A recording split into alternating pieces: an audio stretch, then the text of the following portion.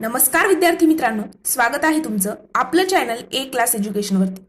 मित्रांनो, या मागील व्हिडिओमध्ये आपण पोस्ट भरती विषयीच्या सगळ्या नवनवीन अपडेट घेतलेल्या आहेत।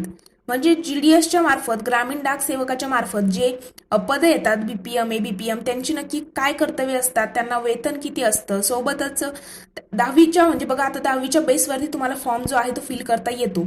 त्यासोबत मग नक्की ते कामे काय करतात, वेतन किती आहे, त्यानंतर 10वीचा फॉर्म ऑनलाईन पद्धतीने तुम्हाला आता हा पोस्ट भरतीचा जो फॉर्म आहे 10वी नंतर तो ऑनलाईन पद्धतीने कशा पद्धतीने तुम्हाला भरायचा आहे, फॉर्म कशा पद्धतीने फिल करता येणार आहे, त्याचाही डिटेल व्हिडिओ मी बनवलेला आहे। सोबतच तुम्हाला कोणकोणती डॉक्युमेंट्स, कोणती महत्त्वाची कागदपत्र लागणार आहेत तो सुद्धा व्हिडिओ मी अपलोड केलेला आहे। जर यापैकी कोणताही डाऊट तुम्हाला असेल तर याच व्हिडिओच्या डिस्क्रिप्शन बॉक्समध्ये त्या व्हिडिओच्या लिंक दिलेल्या आहे, तिथे जाऊन तुम्ही पोस्ट ऑफिस भरतीचे डॉक्युमेंट्स असतील किंवा मग फॉर्म फिल करणं असेल ते व्हिडिओ सविस्तररित्या बघू शकता। तर मित्रांनो, आजच्या व्हिडिओमध्ये नक्की फॉर्म कुणी भरावा त्याबद्दल आपण डिस्कस करणार आहोत। बघा, आता भरपूर विद्यार्थ्यांच्या कॉमेंट्स होत्या त्या व्हिडिओमध्ये, जे मागील व्हिडिओ मी टाकलेले आहेत त्यामध्ये, की नक्की किती पर्सेंट हवे, मॅम मी 60% आहे किंवा 70% आहे, माझं होईल का, मी या डिस्ट्रिक्टमध्ये या जिल्ह्यामध्ये फॉर्म टाकलेला आहे। तर अशा पद्धतीच्या कमेंट्स होत्या।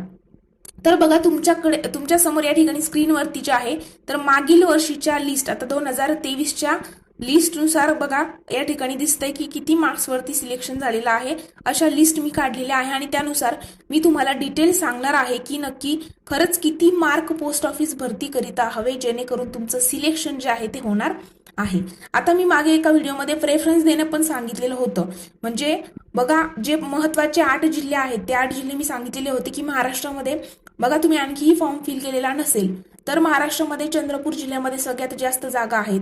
त्यानंतर यवतमाळ जिल्हा आपण बघितलेला होता। तर अशा पद्धतीने पुणे असेल, यवतमाळ असेल, तर हे 8 जिल्हे मी तुम्हाला सांगितलेले होते आणि त्या जिल्ह्यामध्ये तुम्ही कॅटेगरी वाईज जो आहे फॉर्म फिल करायचा आहे।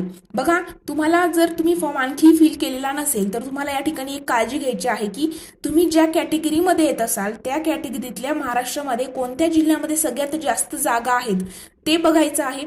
सोबत तुमचे मार्क्स किती आहेत आणि त्या जिल्ह्यामध्ये जास्त जागा असतील, तुमच्या कॅटेगरीतल्या जास्त जागा असतील, त्या ठिकाणी तुम्हाला फॉर्म जो आहे तो फिल करायचा आहे। त्या ठिकाणी बघा तुमचं सिलेक्शन होण्याचे चान्सेस वाढतात, नाहीतर म्हणजे प्रेफरन्स पण तुम्हाला चांगले प्रेफरन्स द्यायचे आहेत। आणि मित्रांनो बघा, सर्चिंग वगैरे ह्या सगळ्या गोष्टी करून काही जास्त वेळ तुम्हाला लागणार नाही। जर नोकरी मिळाली तर ती सरकारी नोकरी आहे, त्यामुळे निष्काळजीपणा करू नका। प्रॉपर एक नियोजन असू द्या की कोणत्या जिल्ह्यामध्ये जास्त जागा आहेत, तुमच्या कॅटेगरीच्या किती आहेत वगैरे, ह्या सगळ्या गोष्टी बघूनच तुम्ही त्या ठिकाणी फॉर्म फिल करायचा आहे आणि प्रेफरन्स जे आहे ते द्यायचे आहेत। आता बघा, आपण जर या ठिकाणी बघितलं तर एससी कॅटेगरीचे जे स्टुडंट आहेत ते मागच्या वर्षीचे आहेत, तर आपण ॲव्हरेज पकडतोय, आता प्रत्येक जिल्ह्याचा वेगळा असू शकतो।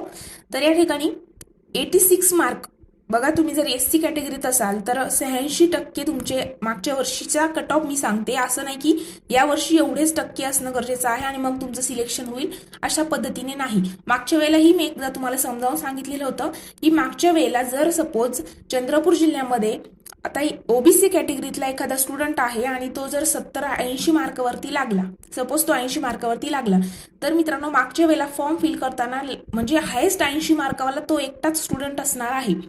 पण यावर्षी मार्कमध्ये चेंजेसही होऊ शकतात, यावेळेस डायरेक्टली 1-2 मार्काने नाही तर 90 मार्कावाला चंद्रपूर जिल्ह्यामध्ये ओबीसीचा कॅन्डिडेट जो आहे तो लागू शकतो। तर अशा पद्धतीने असतं, आपल्याला त्यांचे मार्क्स वगैरे कोणत्याच गोष्टी माहीत नसतात। पण बघा, मागच्या वर्षीच्या कट ऑफ नुसार जर आपण बघितलं तर एससी कॅटेगरीतल्या स्टुडंटला 86 मार्कावरती एससी कॅटेगरीतले स्टुडंट लागले होते। त्यानंतर एसटी कॅटेगरी जे आहे, एसटी कॅटेगरीतले 88 मार्क म्हणजे 88 मार्कावरती लागलेले आहेत। ओबीसी कॅन्डिडेट जे आहेत ते 90 मार्कावरती त्या ठिकाणी पोस्ट ऑफिस भरतीमध्ये लागलेले आहेत।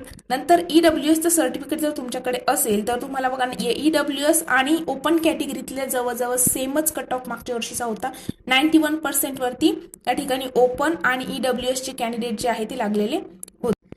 आता ज्या स्टुडंटला डाऊट आहे की बघा, आता भरपूर व्हिडिओजमध्ये तुम्हाला युट्यूबवरती सांगितलेलं असेल की 65% पेक्षा जास्त किंवा 75% जास्त जर तुम्हाला असेल तर तुम्ही या ठिकाणी करा फॉर्म फिल वगैरे, ते फक्त व्ह्यूजसाठी आहे मित्रांनो। खऱ्या अर्थाने जर बघितलं तर लॉकडाऊनमध्ये ज्यांची 10वी झालेली आहे तर त्यांना सगळ्यात जास्त मार्क्स या ठिकाणी आहेत आणि त्यांचं सिलेक्शन जे आहे ते या ठिकाणी होत असतं। कारण बघा, आता पोस्ट ऑफिस भरतीला कोणत्याही प्रकारची एक्झाम जी आहे ती घेतली जात नाही, एक्झाम घेतली जात नाही आणि डायरेक्टली मार्काच्याच बेसवरती तुमचं सिलेक्शन होतं. त्यामुळे काही विद्यार्थी असे असतात जे हुशार असूनही या ठिकाणी म्हणजे अपात्र होतात.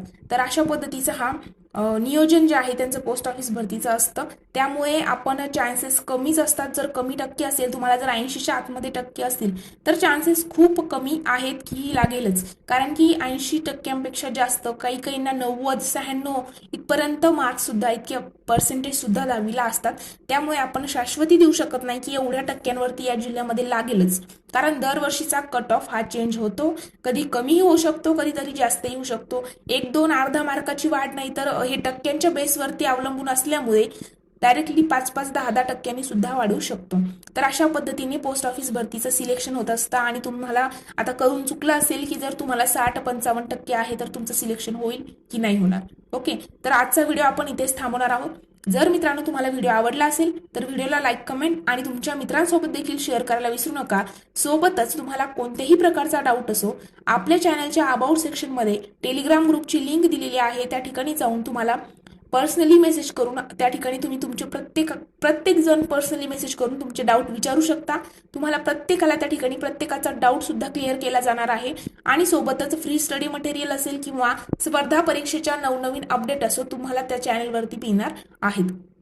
आणि सोबत मित्रांनो, प्ले स्टोअरवरती आपलं एक क्लास एज्युकेशन ॲप सुद्धा आहे.